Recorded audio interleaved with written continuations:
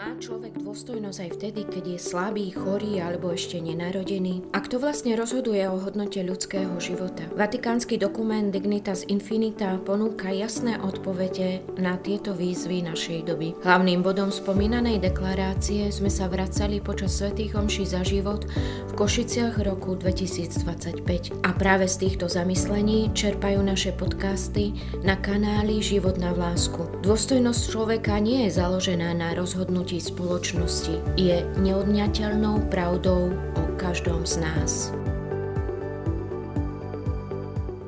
Bratia a sestry, medzi posledné nebezpečenstva alebo ohrozenia ľudskej dôstojnosti dokument Dignitas Infinita radí rodovú teóriu a zmenu pohlavia. Môžeme sa pýtať, ako vie byť nejaká teória nebezpečná, ako nás môže ohrozovať. No tak viete dobre, že môže, veď predsa, ak sa teória začne uplatňovať v praxi, ak sa v praxi začne uplatňovať zle navrhnutá stavba, no tak stavba potom môže spadnúť. Táto teória sa netýka niečoho vzdialeného človeka, medziplanetárnych priestorov, týka sa človeka a preto je nebezpečná. A týka sa ľudskej prirodzenosti a preto je nebezpečná. Týka sa čohosi tak prostého, samozrejmého, že keď to teraz máme aj logicky zdôvodniť, vysvetliť a keď treba niečo aj vyvrátiť, tak aj to, tak musíme sa poriadne zahlbať do rôznych pojmov antropologických, filozofických, aby sme to dobre podložili, vysvetlili. Jednoducho najľahšie veci sa najťažšie vysvetľujú. A teda, ak máme dobre vyargumentovať, tak musíme zájsť až do takých sfér, že človeku sa môže pritom aj hlava krútiť. Asi povie, že tomu jednoducho nerozumie.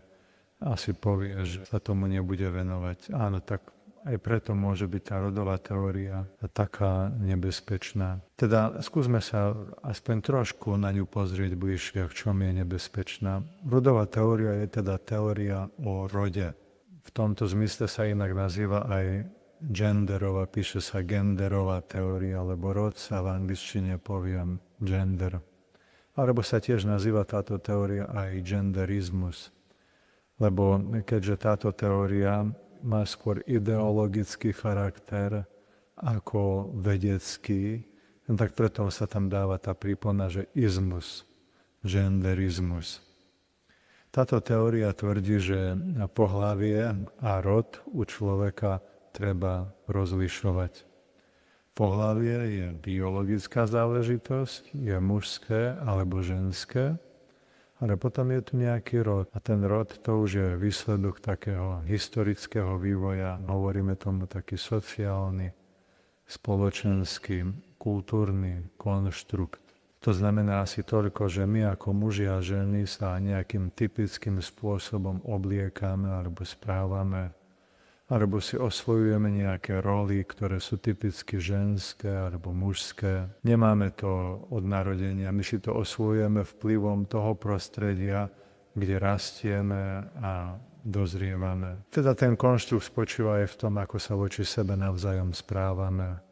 To prostredie, ktoré nás roky formovalo, pôsobilo, že sme si osvojili nejaké rodové stereotypy, to znamená zaužívané spôsoby. Už len tým napríklad, aké meno nám dali, alebo už len tým, ako sme videli jednať nášho otca a našu mamu, muža a ženu prvých v našom živote, tak už tým sa do nás vpečaťovali isté spôsoby jednania muža a ženy. Čiže pohlavie, to je to, čo by sme mohli nazvať naša telesná sexualita. Tá genitálna, potom hormonálna, možno emocionálna. Ale potom je tu rod a to je naša ako keby netelesná sexualita. To je to naše postupné uvedomovanie si seba ako mužov a žien, našej pohlavnej reality a osvojovanie si tých už spomínaných životných rolí ako muži a ženy. Až dosiaľ je táto rodová teória bezproblémová, žiadne námietky voči tomu, ako cirkev napríklad nevznáša. Je to fajn, áno, také je naše pozorovanie. Ale problém nastal, keď isté feministické prúdy v 19.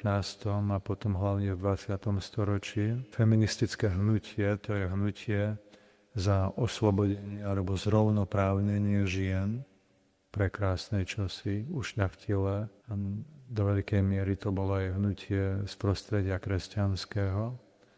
Ale istá vetva toho feministického hnutia, oni sami seba nazvali, že sú rodové feministky, osvojili si marxistické a engelsovské myšlienky o triednom boji a uplatnili ich na vzťah muža a ženy. To sú tie dve postavy, ktoré sú na začiatku každého triedneho boja. Engels bol toho názoru, že triedny boj musí nastať a začať uprostred rodiny. A to tak, že sa žena vzoprie mužovi a vymaní sa z jeho područia, z jeho patriarchálnych ambícií. A tak vytvorili teóriu, že rod ako spoločenský konštrukt, že sme muži a ženy, tak ako sa to do nás vpečatilo, že to je vlastne na nešťastie nástroj útlaku ženy. Táto teória v tomto zmysle už nebezpečná tvrdí, že tá patriarchálna kultúra v priebehu tých 1000 ročí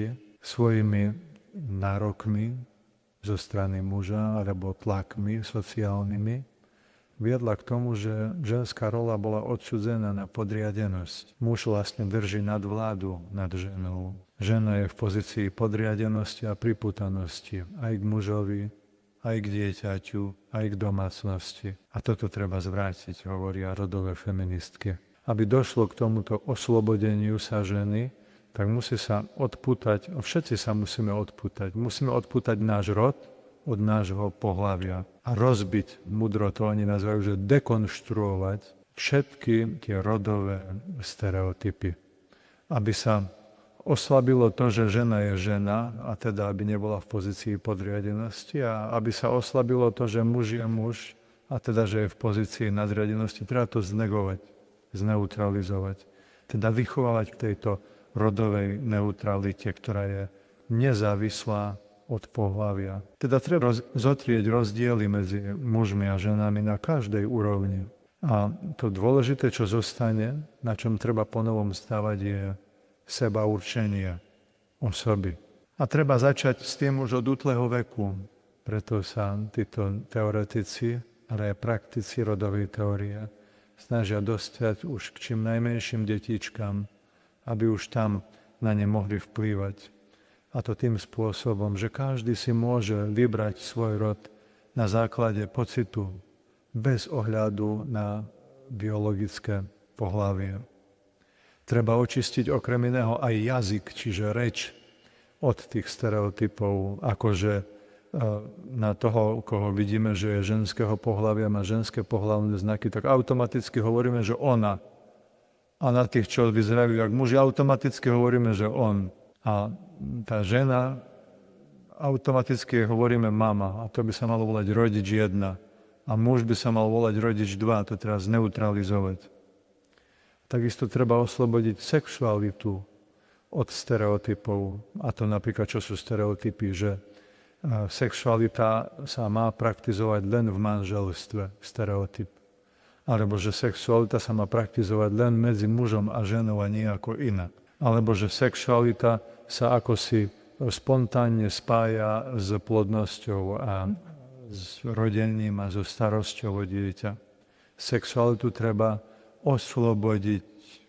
To znamená znormalizovať všetky alternatívne možnosti, ako sa človek sexuálne prejavuje vo vzťahu k sebe, vo vzťahu k iným. Potrat treba legalizovať a umožniť ako slobodnú voľbu ženy, pretože je to súčasťou slobody, aby mohla byť slobodná aj od vlastného tehotenstva. Jediné pravidlá, ktoré majú platiť v oblasti sexuality, je príjemnosť. Vyberaj si to, čo je príjemné. A po druhé, k čomu ti dá tvoj partner sexuálny súhlas. Všetko je dovolené, na čo sa dá súhlas. Okrem toho treba rozbiť aj koncept rodiny, pretože rodina je hlavné mesto a miesto stereotypov rodových. Všetky druhy partnerstiev majú byť rovnocenné, aj pred zákonom. Treba sa vysporiadať aj s náboženstvami, pretože tie konzervujú rodové stereotypy. Sú výplodom patriarchálnej hegemonie. Náboženstva vymysleli muži na ovládnutie žien.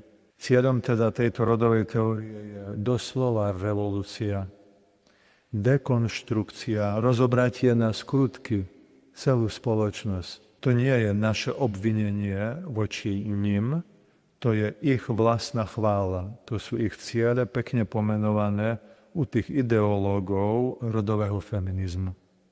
A k tomu je potrebné neutralizovať ženskosť žien a mužskosť mužov. Odpútať ich od pohlavného základu.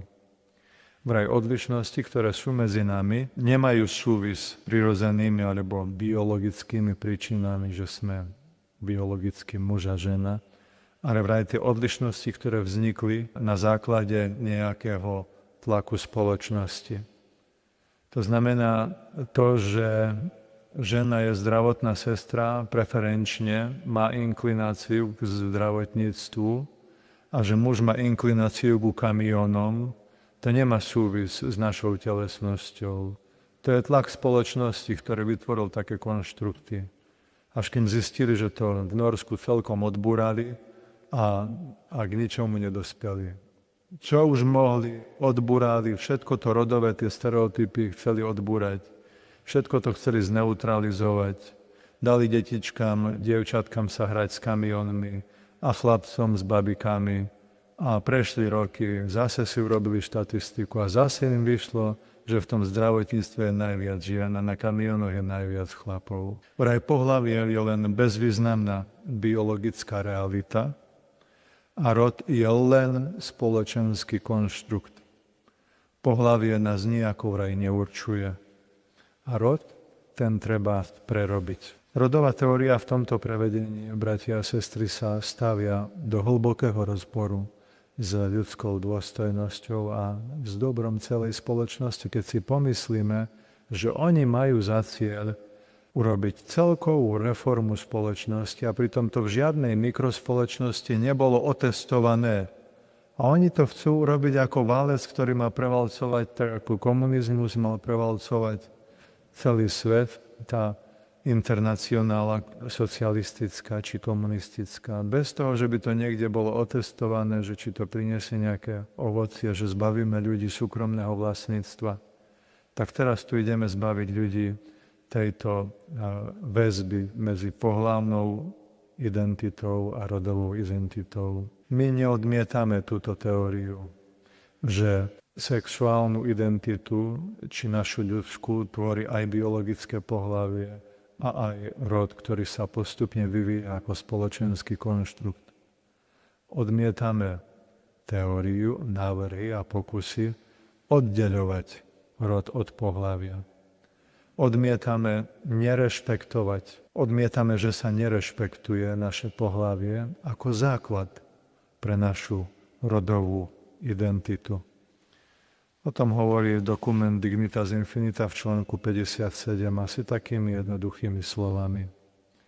Ľudský život vo všetkých jeho zložkách, fyzických aj duchovných, je Boží dar, ktorý treba prijímať s vďačnosťou a postaviť ho do služieb dobra. Chce disponovať sám so sebou, ako to predpisuje rodová teória, a to nezávisle od základnej pravdy o ľudskom živote ako o dare, neznamená nič iné, ako podľahnuť veľmi starému pokušeniu človeka, ktorý sa robí Bohom a chce konkurovať pravému Bohu. Ako to povedal jeden z mysliteľov inými slovami, práva dokonalosť bytia, každého bytia, dosky, psa, človeka. Práva dokonalosť bytia sa nemôže uskutočniť v niečom, čo nemá sklon diať sa prirodzene. Uskutočnenie, vidíte, to je to nebezpečenstvo, že musíme používať taký ťažký filozofický jazyk, aby sme zdôvodnili veci. Uskutočnenie dokonalosti bytia sa predpokladá v jeho matérii. A matériou bytia toho, ktorým je človek, je naše telo. Naša dokonalosť sa nemôže uskutočniť mimo nášho tela. Naše telo ukrýva potenciál nášho zdokonalenia. Všetko, čo ide mimo nášho tela alebo nerešpektuje zákonitosti nášho tela, skončí skôr v patológii. Teda inými slovami, telesné pohlavie naznačuje smer, ktorým sa má uberať aj naše zdokonalenie. A bolo by rozporuplné, keby sa pohlavie rozvíjalo v nejakom opačnom rode. Je taká mysliteľka, volá sa Beatrice Folmer de Coles, ktorá si dovolila dokonca podať definíciu rodu podľa nej v súlade s náukou cirkvi. Ona hovorí, že rod by sme v duchu našej antropológie mohli pomenovať takto.